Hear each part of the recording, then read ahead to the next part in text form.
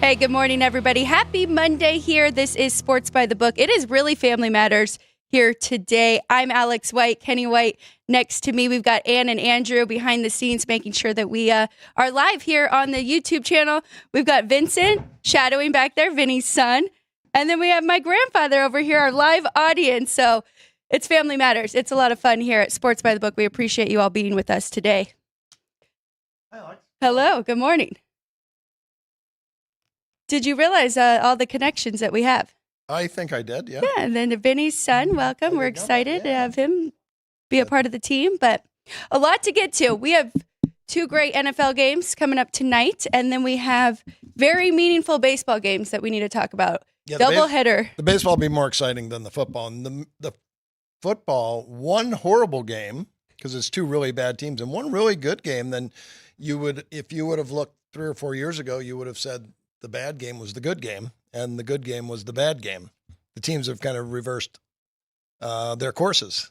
Yeah, except for the Seahawks have been good for quite some time, and when they had Russell Wilson, and they had that stretch there. Yeah, so. no, that's true. They were. Good, but the Lions definitely have switched to make that a good game against Seattle now. Yeah, no doubt about it. They're one of the top 5 teams in the NFL, and they haven't played like it yet. But I think, he's a 67% spread cover coach. Yes. He's overachieved with the talent that he has for 3+ years now, and he's built that from nothing because the Lions were really weak before he got there. And the depth that they have in Detroit is some of the best that we've seen because, there are so many injuries so far this year. Now Rashee Rice for the Chiefs, who already lost Pacheco. Some of these top teams that are losing top players, we can talk about the Niners and all the injuries that they have gone through and the Rams.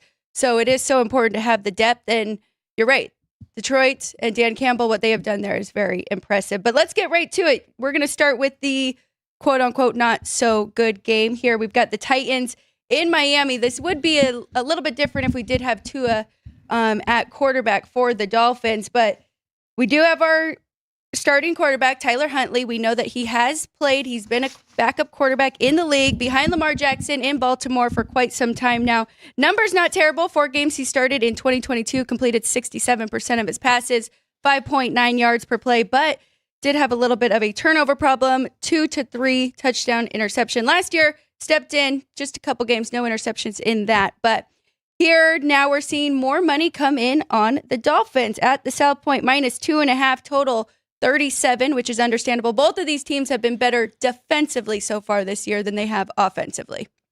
Yeah, and not great, though. Both these teams well below average on the offensive side and the defensive side, and both teams have weak offensive lines. So that's why I said this is the game you would have looked at as being the best game of the night, Tennessee and Miami.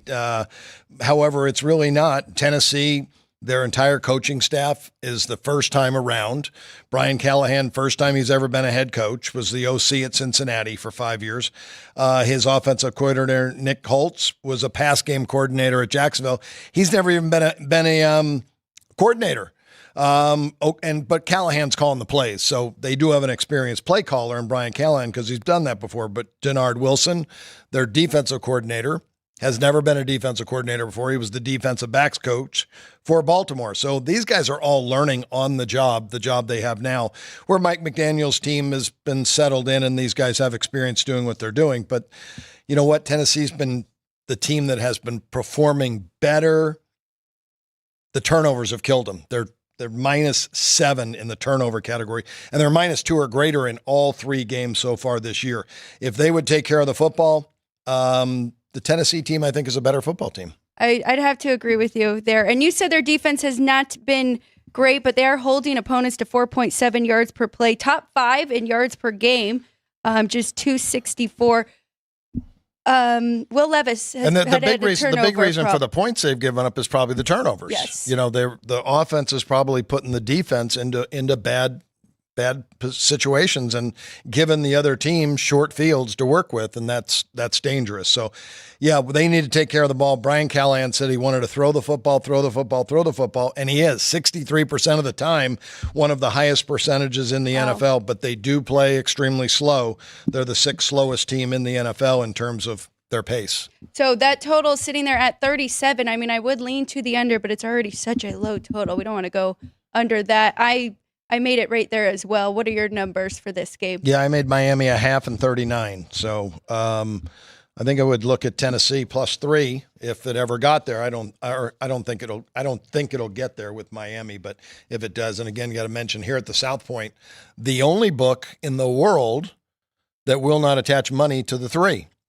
They're -110 all the time. And at 2.5, they're the only 2.5 probably right now that is -110. So you got to give Chris Andrews and his staff a lot of credit for doing that, where everyone else is attaching money to those point spreads and making it kind of confusing, I think, sometimes for bettors. Yeah. You were looking at -2.5, -15, -20 at a lot of places in Nevada, but you will not find that here at the South Point. Some of the best numbers, as you mentioned, that you could find, and free parking. So come on over here to the South Point. Always free parking. Always free parking. I do just want to bring up, so last year, December 11th, we saw these two play each other, and it was a wild game. Titans led 10-7 at halftime, and then the fourth quarter, we saw 22 points. Miami put up 17, and Titans came back, scored 15. Final score 28-27. Do you remember that game? It was a standalone. I believe it was a Thursday night game. Was it? As well. And Tua was probably in for Miami as well. Tua was. So that does make a big difference for Miami's offense. And that's why I've got them rated so low now when you take out a quarterback of his stature and you're bringing in a Skylar Thompson or Tyler Huntley into the mix. It's a pretty good drop-off. Well, it'll be interesting. We'll see what happens between these two. Both of them I didn't look back. Who won the game? Tennessee actually won the game. At Miami? 28-27 at Miami. Oh, that last year they played? Yes, they did. So back-to-back years they play in Miami. Yep. That's interesting. Because it's a non-divisional game, but it's a conference game. So, okay. Well, Miami's got definitely something to play for that they lost at home to this team the last time they played them.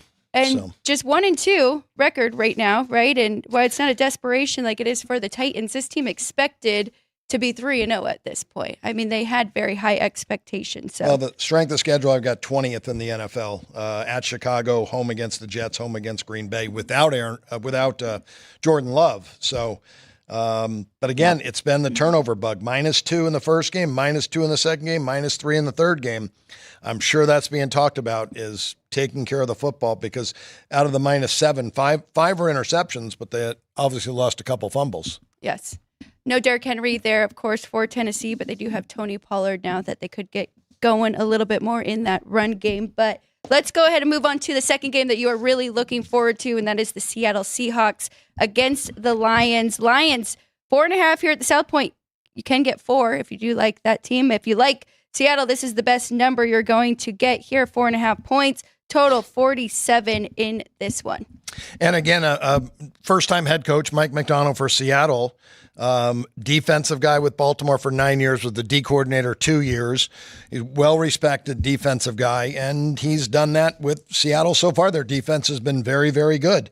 They have played the easiest schedule in the entire NFL so far. Denver at home, at New England, and Miami without Tua at home. So they're 2-0-1 ATS. They were -3 on the road at New England. Here they're stepping up in class from playing the worst schedule in the NFL to playing the best team or the third best team in the NFL on the road. So kind of tough. But Detroit has also played an easy schedule, 27th in the NFL. The Rams, Tampa at home, and then at Arizona. Easy schedule. They are 2-1 ATS in that time. And that's Dan Campbell, again, 37-17 ATS coming into the season. His teams overachieve, and now he's got really good talent. We still just have not seen that Lions offense that we are used to. So right now, scoring on 19% of their drives. That's pretty average right now in the league. Points per game, 20.7, but very high yardage, 400 per game. Haven't really been able to capitalize on that.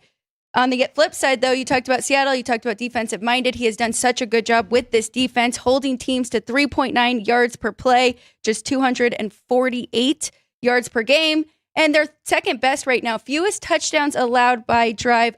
Second fewest, Pittsburgh holding opponents to 7%.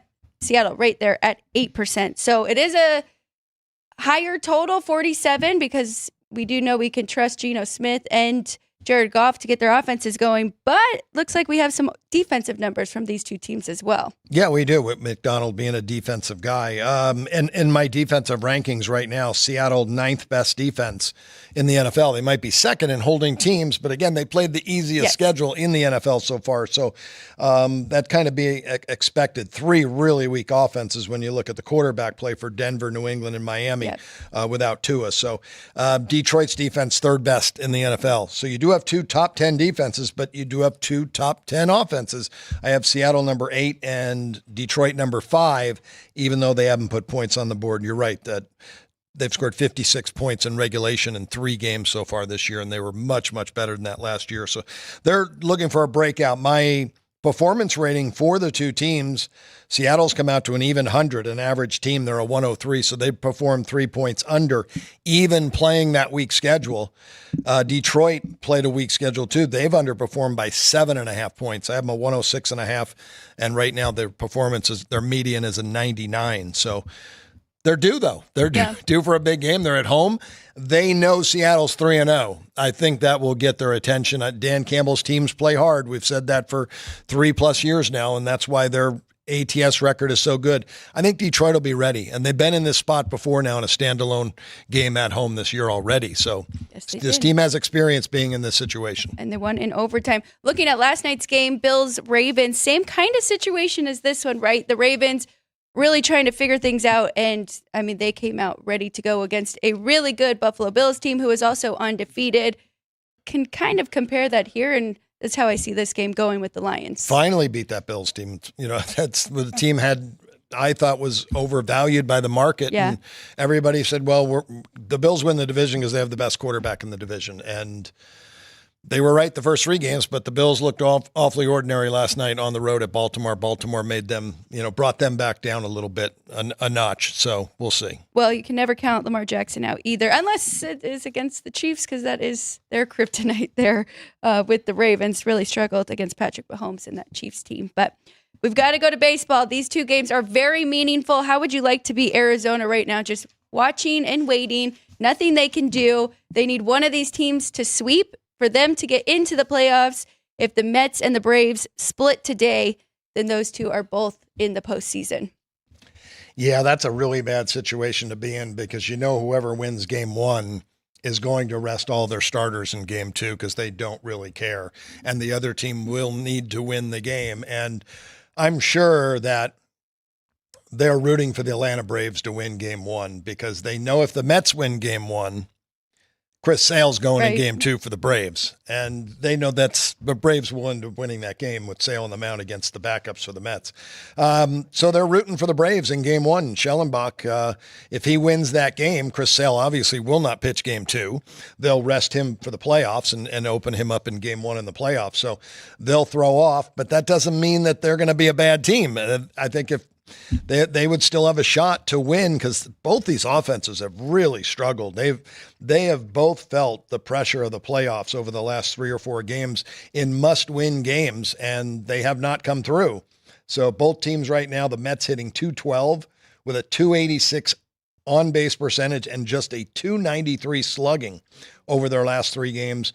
The Braves, even weaker, 183 average, .269 on base, and a .312 slugging percentage. Both teams are 33% below the average team over the last 4 games when they've needed to win. So they're feeling the pressure.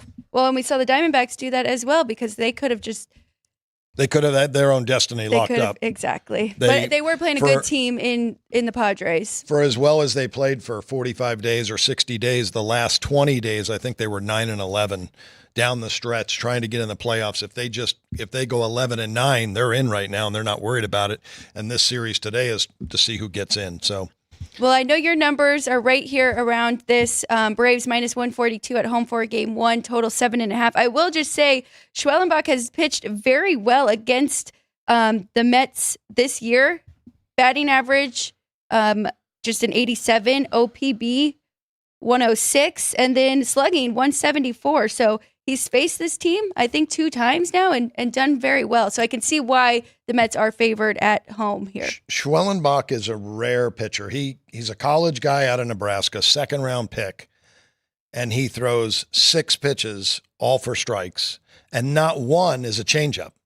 I was shocked. He doesn't throw a changeup? No, he throws a 4-seam fastball at 97.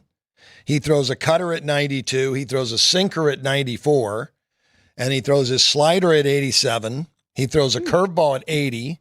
And he throws a split at 82. 6 pitches, and he throws all 6 for strikes. Wow. He has command of all 6 pitches. This guy's a gem. They knew he was a second rounder, so they all knew he was good, but he came from Double-A. He pitched 2 games at Double-A and completely dominated, and they said, that's enough for you. You're coming to the big leagues. And he's been an outstanding pitcher for them all year. I thought he would crumble a little bit towards the end here because he has pitched in a lot of big games. He has not. He's been just as good. He hasn't as many strikeouts as of late, but he's still got the command. He challenges hitters with all 6 pitches. So any play for you in this first game, and would you suggest betting on the second game, kind of zigzag with that team being in a must-win situation, or the number's probably just going to be way too high to even jump in on the second game? Well, I think if the Mets win game 1, that you bet the Braves in second game. It's going to be a huge price with Chris Sale on the mound. But I would think you bet the first 5 innings and lay a half a run or even maybe a run and a half and hope the Braves get out early and Sale, throws 5 shutout innings against basically a AAA team. So that would be the way to look there. And again, if the Mets, the Braves win game 1, the Mets are going to be a very big favorite with Luis Severino on the mound against, probably an opener for the Braves in that spot. But that doesn't mean they have to lose, though. I think they could still battle and win both. That is, like I said, the Diamondbacks' only hope in this spot. Game 1, I like Tyler McGill, and when he's right, he's very good. He has had so many injuries in his career, and when he's injured, he doesn't throw well, and that's everybody in the big leagues.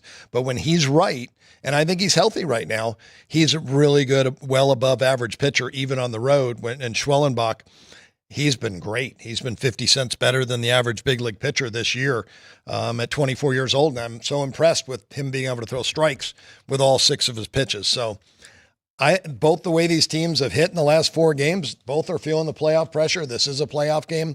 I think under 4 runs in the first 5 innings is a good bet. Okay. I like it. Under first 5 for game 1 here of this doubleheader with the Mets and the Braves. That game's starting in 45 minutes, right? Yeah, it's a 10 Pacific, 1:10 Eastern start. So a little less than an hour. We got day baseball. Day baseball. Here at the book. Meaningful day baseball. And then we do have the wild card starting tomorrow. There is 1 game already out here at the sports book, and we will update you that. We also have 2 WNBA games going tomorrow. We'll have all our thoughts on tomorrow's show here at Sports by the Book for the Aces against the Liberty and the Connecticut Sun and the Minnesota Lynx. Aces and Lynx lose yesterday in game 1. Shout out to everybody in our chat. Thank you so much for joining us. We do have JR there from the ballpark and also works for USA Today, Sportsbook Wire. Please give them a follow. It's funny, I was just telling you, you never really want to brag about your record, right? Because then it seems like something goes wrong. Well, 6-1 going into yesterday's, because I do a video a week for 1 college game, 1 NFL for Sportsbook Wire. 6-1 going into yesterday. And then the Arizona Cardinals just got whooped by Washington. But I will say those 6 wins were all dogs so far, and all 6 won outright. Oh, that's amazing.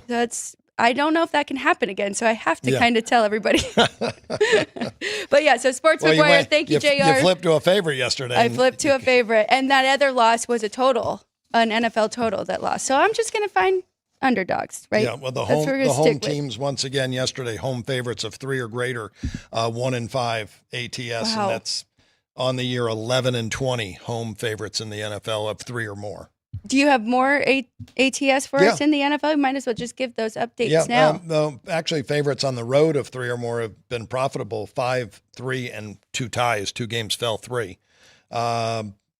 But overall, if you bet favorites, every favorite, you're down 9 units already on the year in the NFL. Unders are cashing 54% of the time, 33-28 under with 1 tie so far in the NFL. That's counting this week's games as well. Okay, well, we're going to take a quick break. We have a lot to update you on. Remember, we always focus on college football here on these Mondays. So when we get back, we will give you our top 10 Going into week 6 of college football, we'll also talk about pace of play, which teams are running the most, which teams are passing the most, our top performers after this weekend. How about them UNLV Rebels? We'll get to that and so much more. Don't go anywhere. This is Sports by the Book. South Point offers all the types of entertainment you'd expect at a first-class Las Vegas resort. Did you know our 400-seat showroom is one of Las Vegas's top destinations for live entertainment? Enjoy live performances by classic Vegas entertainers, bands, and today's hottest comedians, plus a rockin' dance floor. You can also enjoy live entertainment at the Grand View Lounge, where you'll feel all the vibes of old Las Vegas. Enjoy the music, and if you love to laugh, don't miss The Dirty at 12:30, our very own free comedy show, every Friday night at 12:30 a.m. in the Grand View Lounge. The Dirty is 100% free, so arrive early. Go to southpointcasino.com or call the box office at 77136 for today's performances at the showroom and the Grand View Lounge. When you're ready for your favorite cocktail, stop in and unwind at one of our 7 specialty lounges. There's a bar around every corner, because you're in Vegas, baby. South Point Casino has plenty of attractions for the whole family. Catch a movie. Our 16-screen movie theater includes 2 XD Extreme screens for the ultimate in viewing, sound, and luxury. After the show, treat the family to a variety of treats at our old-fashioned ice cream parlor, Kate's Corner. We scoop up a variety of creamy concoctions, including smoothies, hand-dipped cones, milkshakes, malts, sodas, and sundaes. At Kate's, there's something for everyone. And if you still got time to spare, our bowling center might be right up your alley. Voted Best of Las Vegas, it's a great place for friends and family fun. 64 lanes, a pro shop, snack bar, and arcade. And while the kids are bowling, you can play slots and sip on a drink in the Alley Cat Lounge while overlooking the lanes. For our more serious and professional bowlers, the South Point is also home to a separate tournament bowling plaza.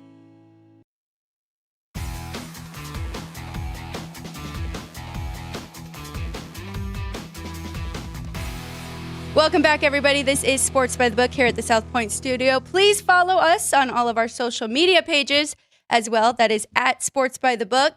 On Instagram, it is at Sports by the Book LV.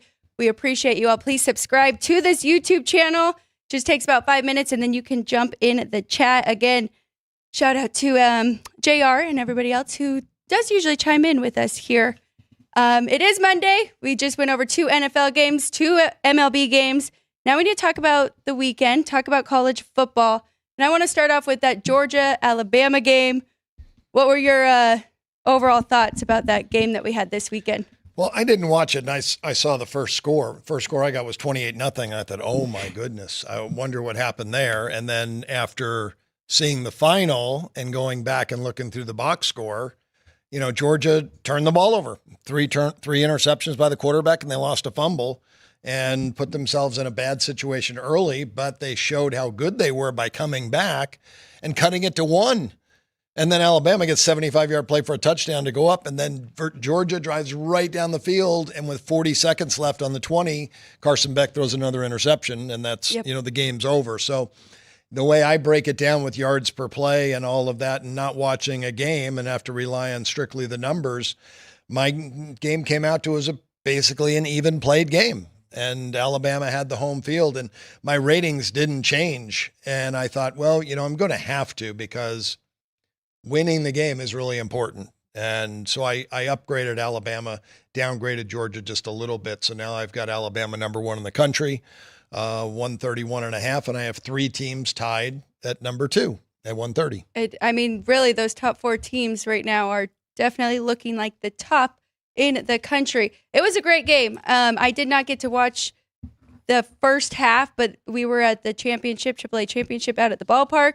But once that fourth quarter started to get close, you should have seen everybody in the stands had their phone. Everybody is watching, but very unlike Carson Beck to throw that many interceptions. Yeah, it was such a, when you see the final score, and it was a 1-point game late, what a great game. And I hope they play again for the SEC championship. Georgia's going to obviously have revenge from losing earlier in the year. So they're just both are well coached, obviously. And Kalen DeBoer may have given them maybe a new attitude going into that game, being the new coach.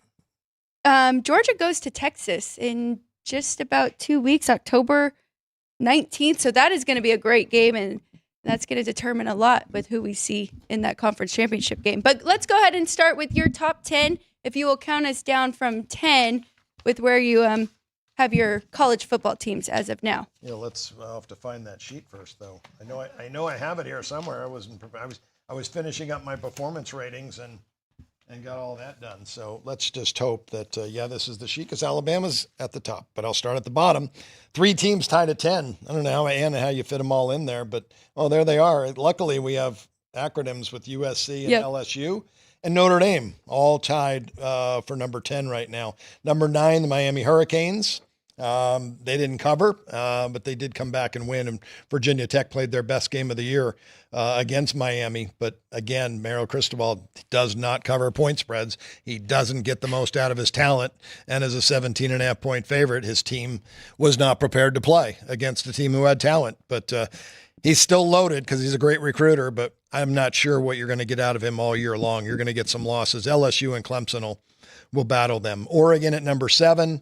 I think Dan Lanning has kind of survived the tough part of the schedule early on that the team really didn't play well. I think they'll be fine. Penn State at number 7, they were in a battle versus the Illini, but come out victorious at home in a blackout. Tennessee, number 6. Now, this is going to be a surprise one. People are going to say, how are they still up there? Mississippi, they lost to Kentucky, but this is Lane Kiffin, and he's got a loaded team. There are many people who are saying Mississippi could win the national championship. Right. Kentucky's got a top 10 defense. They showed it against Georgia. They showed it against Mississippi. It's a loaded defense, and you're going to have a game like that. I just can't knock Mississippi right now. If they have a couple more bad games in a row, I'm going to have to. But they still, Lane Kiffin's team's loaded. And then we have a logjam. 3 teams tied for number 2. The Georgia Bulldogs. I've dropped them down just a tad, but they're still, that's, a loaded team. Texas, and that's without Ewers at quarterback. I would move them up a half point if he's in. I didn't even get a chance to check to see if he played against Mississippi State yesterday. The weekend was so busy for me. Ohio State at number 2 at 130. But not a big drop off from him to Manning. No, it's a half a point, maybe a point, you could say right now. Manning, and it all depends, again, what I'd rate those quarterbacks from the weekend. But I had a really busy weekend. I've had a company trying to court me for an integrity company for over a year now. And now it came down to this weekend that they were in town and wanted to really discuss the entire thing again and what it would take to bring me in. So it was a 5-hour meeting on Saturday and a 4-hour meeting yesterday. And I was exhausted, ready to fall asleep in both meetings. So I lost 9 hours of work in 2 days. So number 1 is Alabama now. That is new. It's the first time they have hit your number 1 spot. They actually are number 1 in the AP polls as well after that big win. But Jalen Milroe, I believe he's got to be one of the Heisman favorites as well now after this weekend. Yeah, I can't remember who the favorite was going into the weekend. I know I talked about him several times during the week, but can't remember. But I know Jalen Milroe was one of the top 5 at the beginning of the year. Well, and Jackson Dart was one, right? I think he was 20-1. Milroe was at the beginning of the year. And I said on several shows that there's your value right there, Jalen Milroe, because he can do it with his arm and his legs. And he continues to get better and better and better at both. And he showed it against Georgia. Yes, he did. Very good game. We're going to go to my top 10. It is very close. I do just want to give a little shout out because my 11 and 12 are very close to my 10, but I don't have any ties until number 3. But I have Clemson at 12, and Iowa State has been moving up week after week, looking at the performance score. And also now, power rating-wise, they are number 11, just a half a point behind Notre Dame, who comes in at number 10 there. Number 9, Penn State, which they have kind of dropped off a little bit in the last few games, as you mentioned. Really tough game against Illinois there. Miami of Florida still at number 8. Number 7, we've got Ole Miss, and I'm with you. I didn't drop them down too much. I thought that I think Kentucky's defense may be top 5 even, not just top 10. So that was a tough game. Could have gone either way there. Number 6, we have the Oregon Ducks finally moving up on my power ratings and my top 10 because we're starting to see them play to their level. Number 5, Tennessee. And then number 3 and 4, I do have Alabama and Georgia tied. Number 2, Ohio State, just a half a point above those two. That just is where my numbers fell after adjusting my Georgia and Bama after those results. And then number 1, I still have Texas just by a half a point. Okay. So same as you, though. Those 4 are all about a point, just a point difference there from Texas down to Georgia. I was surprised when you said Alabama tied at, I guess, number 2 and 3. I have Texas, Ohio State, and then Bama and Georgia 3 and 4. Oh, okay. Okay. But I had Bama so much lower than Georgia. I couldn't justify lifting them up that much higher. Well, and again, you look through the box score game. and you see the yards per play and the turnovers, and you factor that in. It was an evenly played game at Alabama. Right. So they did have the home advantage, and that is a solid home advantage. And then you jump out to a lead like that. That makes things a little easier. But, Georgia impressed, I think, everyone, how they came back from that far down against a great team on the road. Oh, it was very impressive. They didn't quit. They didn't quit. They knew they could come back, and they knew they could compete there. So they made great adjustments at halftime and dominated the second half. We know Kirby Smart. He is one of the best to make adjustments at halftime, right? We saw that Clemson game earlier this year. They were basically dead even. And then that second half, it was all Georgia Bulldogs. Do you know where you have the Rebels ranked? UNLV Rebels, that I is. do know where I have the UNLV Rebels. They are tied at 26 right now for me. Wow, you've moved them way up too. You and the AP. What do you got, something going on there or what? I am number 45. They played really well. And again, there was a big to-do about Sluka and their quarterback, Haji Malik Williams. Yep. Very good. 3-year starter, 4-year starter out of Campbell, a dual threat guy. He fit the system. He battled it out with Sluka right to the end of the start of the season, and pretty much just as good, maybe even a more accurate quarterback. And the team rallied around that. The team rallied around Sluka leaving. They're 3-0, and they played great. And now Odom has done a really nice job here, but I still don't believe they're a top 25 team. Woo. Well, I said tied at 26. Yeah, so you're right outside there. Looking in. And the AP is always about records, so that's their record. So you're just kind of warning everybody, don't take too much off of that win, because they did beat Fresno 59-14, and Fresno is a top 3 Mountain West team. I mean, some people had them right there with Boise, even ahead of UNLV, or even number 1 ahead of Boise. So, I mean, 59-14 is a pretty impressive win over a good Fresno State team. That's motivation. Yeah. That team was very motivated to play because Sluka left, and they had a guy that stepped in who was just as good as the starter. They didn't miss a beat, and they won't miss a beat most of the season. But when you give that type of effort, now they turn around. Luckily, they play at home, but they play Syracuse, and it is Syracuse. It is a big-name team. Maybe the letdown comes the following week at Utah State. There will be a letdown. Okay. Because this team played their A-plus game. They were flying around, and it's hard to do that week in and week out. Well, and Syracuse just lost to somebody. And Syracuse lost straight up, yeah. Lost straight up. They are going to be disappointing. ready for the UNLV Rebels coming here. I am curious where you have Boise State, though, because I have them just a point better than UNLV, and you might have a much bigger difference there from Boise to UNLV.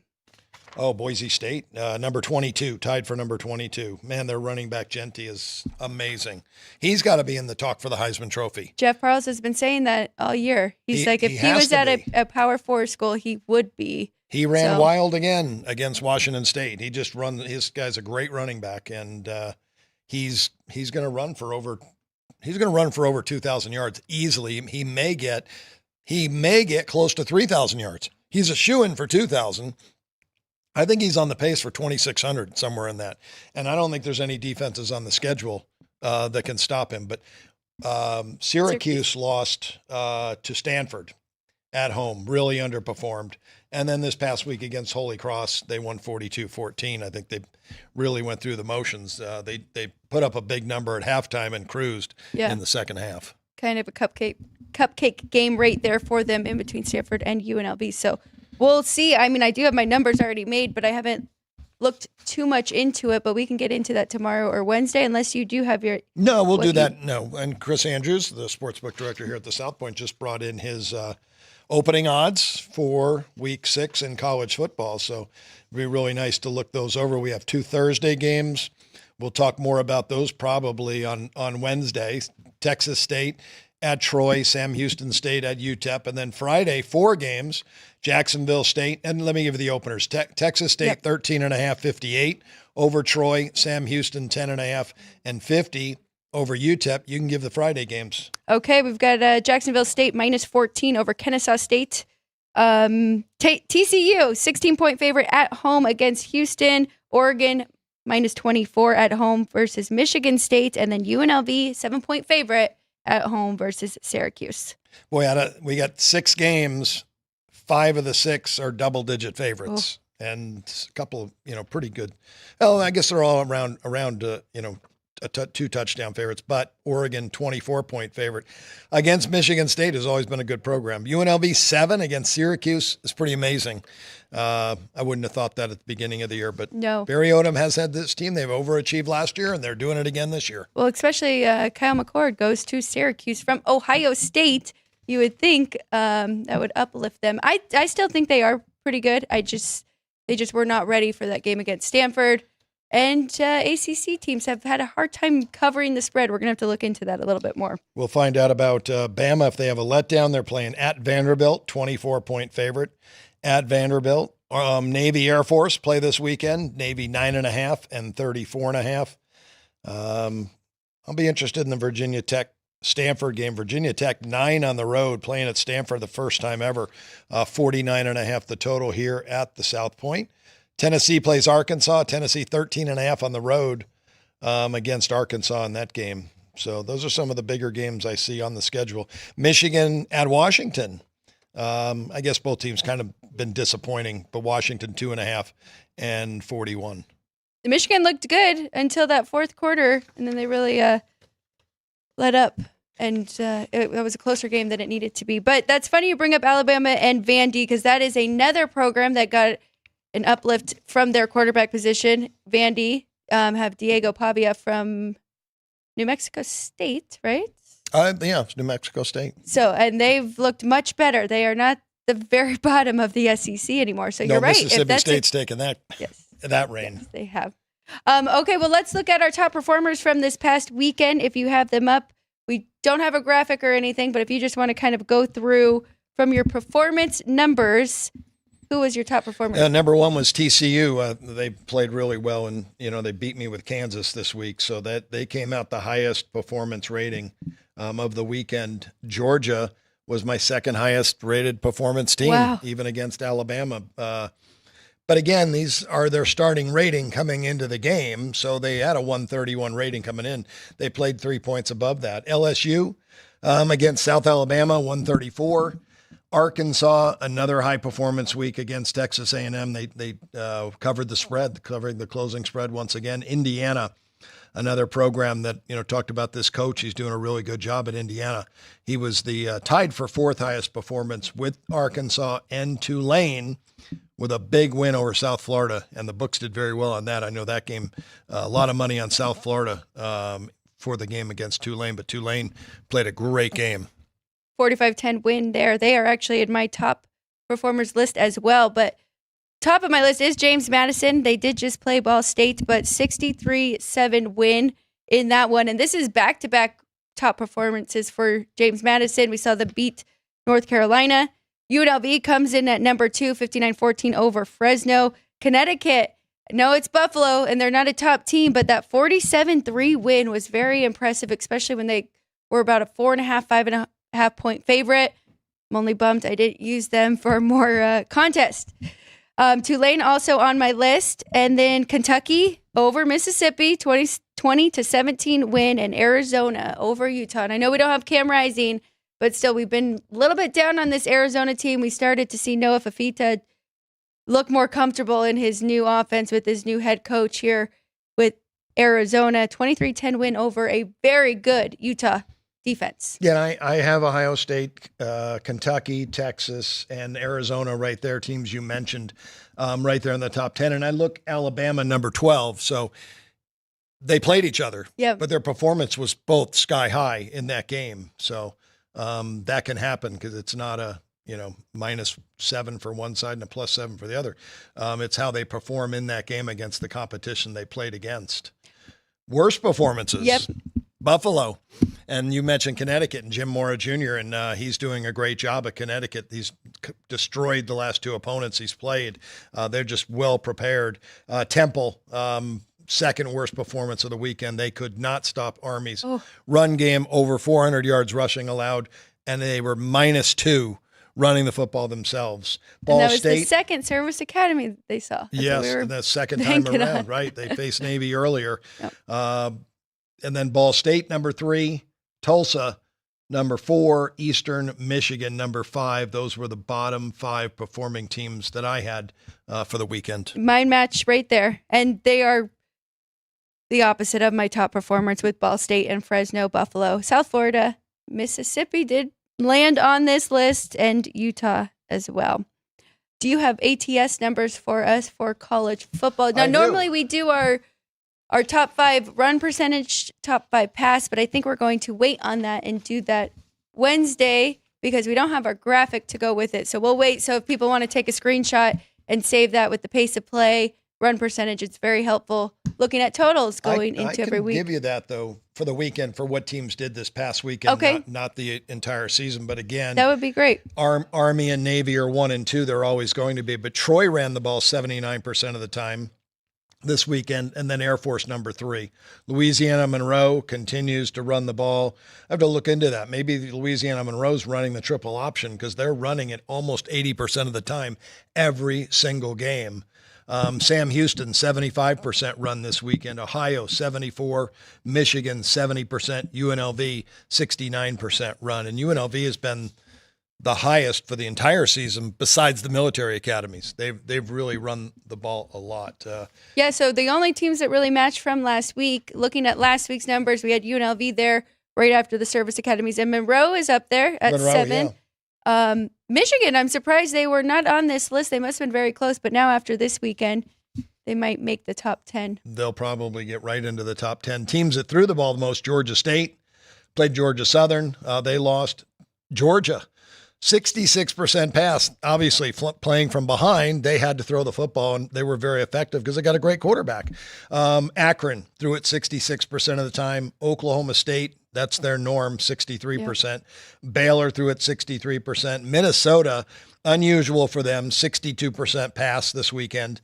LSU 61, that's the norm for them. Fresno State 59%. And again, we talk about these lists. The teams that are running it are covering spreads. The teams that have to throw it this much and are not balanced are losing, and they're ATS losers. Fastest teams in the country this weekend. South Florida playing from behind against Tulane had to play extremely fast. Old Dominion 20.7. Georgia State again throwing the football and running plays quickly to the play clock. Duke number 4. Georgia, San Diego State, Mississippi, and East Carolina all tied for 5th. The slowest teams we're going to get probably back to the service academies, but Tulane was number 1 this week, 37 seconds in between plays. A lot of running, too, as I mentioned. Louisiana Monroe, number 2. They run it. They play just like a service academy, very methodical. North Carolina State was very slow. Navy, Bowling Green, Army, UCLA, Michigan, Houston, all teams that played methodical this weekend. Okay. And there are a lot that played. That's the way they just play the entire year. As I mentioned, we will update that so everybody can screenshot and have the top 10. We'll do that tomorrow, or we'll have it ready for tomorrow or Wednesday. This is something new that I've never asked you before, but it just came to me. Did any teams make your list of staying away, not betting them for a while? Off the top of your head. That's good. Because I've got 3. Well, Kansas is, I think I'm 0-5 with Kansas. They're Kansas 0-5 is ATS number this 1. year. Yeah. They just have not. And I can't believe it. Lance Leopold's such a great coach. But Jalen Daniels, the head quarterback, the quarterback hasn't played well all year. He's a turnover machine. And if that happens, you're not going to win. If we got the normal Jalen Daniels, we could be talking about Kansas being 5-0 right now. But that's the difference. I think that's definitely one on there. I didn't have many games this weekend. Like 2 weeks ago, I saw final scores and I thought, oh my gosh, I didn't like that game. Oh my gosh, I didn't like that game. And then this week, there really wasn't that many. The scores were the scores. And I thought I wasn't upset with any bet that I made this weekend. That, it wasn't anything that I second guessed. So that made me feel good knowing the numbers are getting better. It's just the sports books have been just crushing everybody. Vinny did say Saturday was better for the bettors. Was it? In general, yeah. No, that's good. I mean, we're just going to keep making adjustments till we win. So that's all you got to do. Well, I will say I don't want to bet. I don't know if it's Purdue so much or if it's Nebraska. I think I don't want to bet against Nebraska anymore. And it was 0-0 at halftime, Nebraska-Purdue. Yeah. And then the second half was just all Nebraska. Yeah, Nebraska was very well coached. Matt Rule's doing a really good job there and has a great freshman quarterback.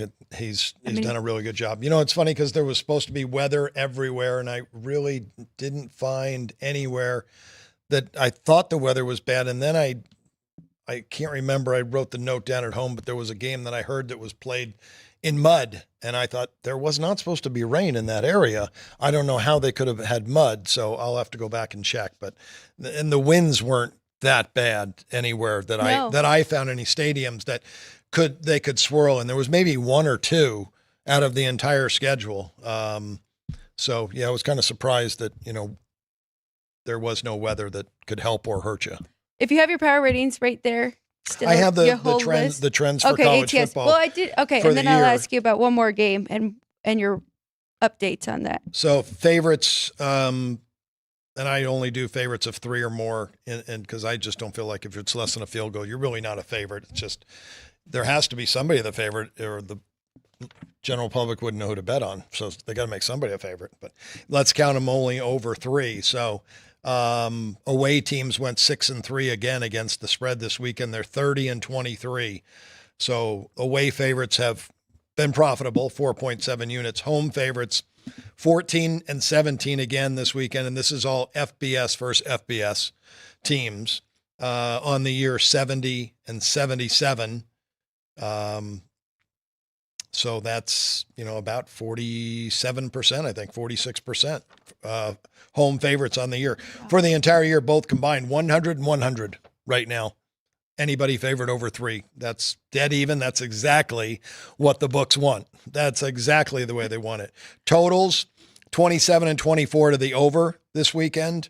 It is the 3rd straight week in a row now that the FBS games have gone over. So they're going over about 54% of the time. Scoring is up just a tad. Almost 54 points a game this weekend. 56 points a game last weekend. So scoring has been up over the last 2 weekends in the FBS games. The totals are not. 51 has been the average total, or 51.5 has been the average total over the last 2 weeks on the board. For the season, unders have a slight edge, 121 to 117. Overs 49%, over almost 51%. So going back to that road favorite, and since you are doing more than 3 point favorite, that makes sense because that team is the better team after you add in the home field to the other side, right? If they are still a favorite by over 3, then that's clearly the better team. Oh, yeah, no. And they started out poorly now that I'm looking at my sheet. Okay. The last 3 weeks, 25-12.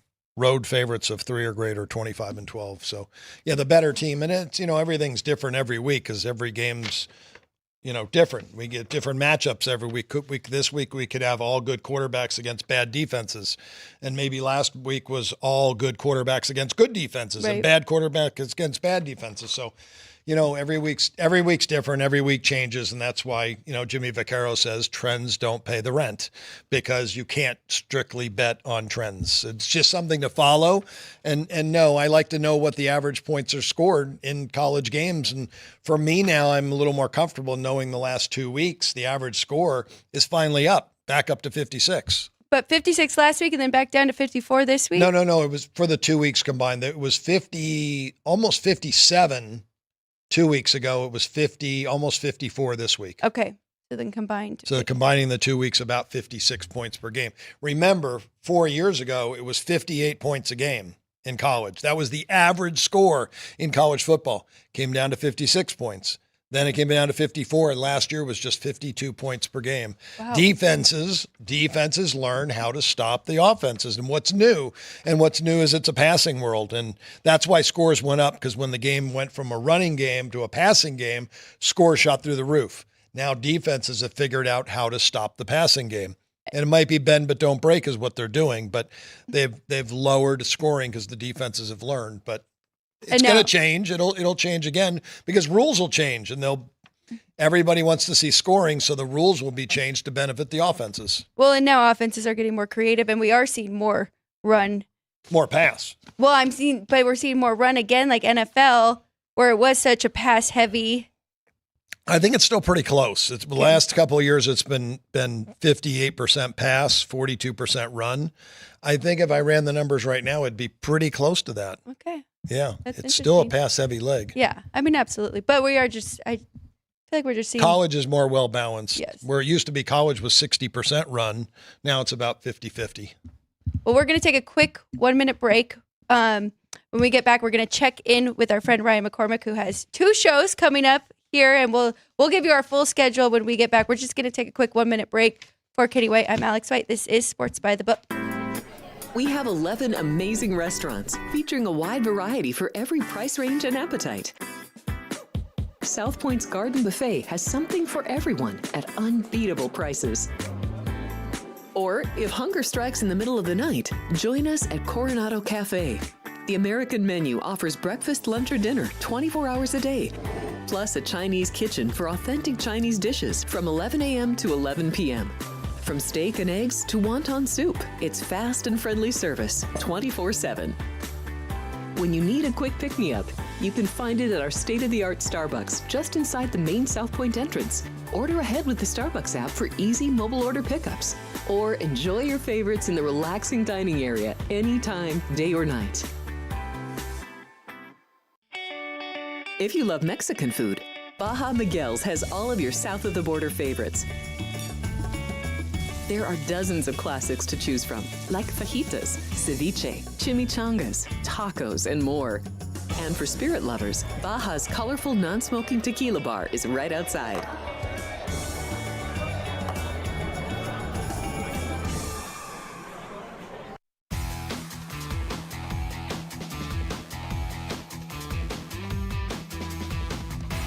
Here we go. Last 10 minutes here with us on Sports by the Book. I want to give a quick shout out to everybody in the chat. Again, JR, Rise and Wave. I'm sorry if that's wrong. Keith Lyle, Ellen M. And then JR does have a question for us regarding these numbers that Chris Andrews just brought in. He said, I know Florida is down, but when was the last time Central Florida was favored by 1 versus the Gators? So we'll have to look into that and get those numbers for him tomorrow. But that's probably a never. I can't see how Central Florida could ever have been a favorite over the Gators, but they should be now. I mean, they coming off a beat down by Colorado as a 14-point favorite. They got blown up. Yeah. So Georgia still has great athletes, obviously, and they're under a coach that's on the hot seat. So we'll see what happens there. We're going to talk a little bit about WNBA, then we are going to go to Ryan. But I just want to give a quick reminder of all the shows that we have here. So Sports by the Book is 7 days a week in the mornings, 9 a.m., 6 of those days, and then at 8 a.m. on Saturdays, because we have to get you ready for all the college football games before kickoff at 9. We also have 3 evening shows, Football Frenzy, today and Thursday at 3 p.m., and then Fridays, 2 p.m. to 4 p.m. Great show with Jeff Parles and the Bookmaker. So please join those.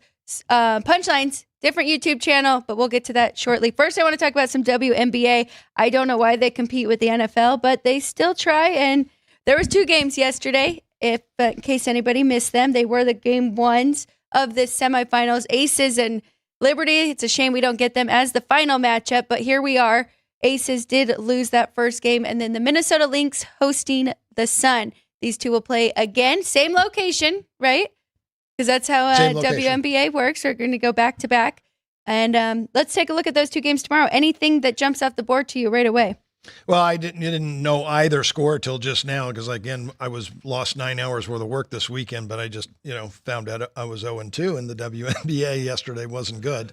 And losing by a half a point on the total in the Liberty game, and looks like I had no shot to win, but there was only 31 points scored in the fourth quarter. Liberty's defense at home has been one of the best in the NBA, and the Aces have always had a great defensive team. So I would expect this game 2 to be much tighter, and I'm definitely will be under, I'm sure, here in game 2, the total being the same, 163.5 everywhere. That's what this one closed, and just got over by a half a point. Desperation game. Wouldn't you say you have to add in some points here for the Aces after losing game 1? So, I mean, catching 4.5 points. It's a must win, but it's not a desperation must win because they know they're going home. They could win 2 games at home and then go back to New York for game 5, pick up some momentum. But yeah, these teams all would love to have a split on the road and go back home and try to close it out. So yeah, you're going to get a great effort. New York knows who they're playing. They're playing the 2-time champs. This is the team that beat them in the finals last year. So you're going to get a great effort. That's why I like the game under. We'll get our money back in game 2 and get this under the 163.5 this time. And then Minnesota, I actually made them an 8.5 point favorite here in this one against Connecticut. I'm seeing 5 here on the sheet. I don't know if there's been any movement yet. But that South Point down to 4.5. Down to 4.5. So there's 4.5 in the market. Circa opened 5 and has stayed 5. They haven't moved yet. So, and the total adjusted now down to 151.5 after the 143 game. And I didn't go through and do the pace on either game yet, but that was an extremely low fourth quarter. The Lynx scored 8 points in the fourth quarter. So that's a game that was on a 160 pace going into the fourth quarter. Wow. But those are the 2 top defensive teams in the league. We've known that all year long. And it's tough. I mean, I'd like to say my number is correct and lay that with the Lynx, but Connecticut has been a tough matchup for Minnesota all year long. Alyssa Thomas is such a great player. Her defense is amazing. She's a great passer. She's a great rebounder. She's a basketball player. And then she scores because she's inside. She's not really an outside shooter. She works and she drives to the basket, but she does all the little things to help her team win, and she's one of the best at it in the NBA or WNBA. And Bonner's really good. Yes, she is. Their guards can really shoot, Mabry and Carrington. So they do have a really good team, but they're not the Aces or the Liberty. But they're not playing them right now. No, they're not. No, they're not. And Minnesota, Minnesota, to your point, I mean, they have Collier, who has had an outstanding year, but I do think that Connecticut has a more well-balanced team. Well, we'll see. You have 8.5 though. I do. So you don't think so. You think Minnesota's better, and they're at home and they need the game. So you added 2.5 points for a must win at home because this is a must win at home. You can't go down 0-2 and go to Connecticut. Well, and I was very tempted to take both underdogs going into this series because you were getting plus money with the Aces and plus money with the Sun. And I missed both of those going into these series yesterday. So that's what I mean. Overall, I think the series-wise, it's tough for the Lynx. But in this game, too, I definitely like Minnesota. Well, the Aces still, their talent that they have, and they all played yesterday. So Gray had a bad game, 0 for 3 from 3 points. She had only 4 points. Stokes didn't do anything, and she didn't play much because I guess Clark played more off the bench, and Clark did well. They didn't shoot the ball, 7 for 25 from 3-point range. I think you're going to see a better game from the Aces. There might be some value betting the Aces on the money line. Well, we'll have more on that tomorrow. These games are Tuesday, October 1st, so we'll be able to cover them again tomorrow morning at 9. You are back here with me. What else are we going to cover on this show? NFL. A lot of NFL talk. Because we'll go over our adjustments in the NFL, our top performers. We'll go over the pace again for the NFL teams and maybe jump into a couple of those college games for Thursday and get ahead. Yes, absolutely. We need to find some games now before the big line movement throughout the week so we can give to everybody who is watching us. Let's check in with Ryan, who will be the producer of Punchlines here for the next 5 days. And he also will be sitting at the desk with Jeff Parles for the football frenzies. Ryan, what do we have coming up on Punchlines today? Well, we will have some more of Alex White on at PunchlinesFN. Again, separate YouTube page at PunchlinesFN. Big shout out to you guys, the Whites, as well as Jeff Parles and the guys behind the desk. Sports by the Books YouTube page is now up over 1,000 subscribers. So we are over the 1K mark for this channel. But you got to go over to the @Punchlines FN channel for our page. Today at noon, again, Alex White, myself, and Frank Nicotero will be talking some stuff in Major League Baseball with the doubleheader today, clinching the last 2 spots in the national side for the postseason.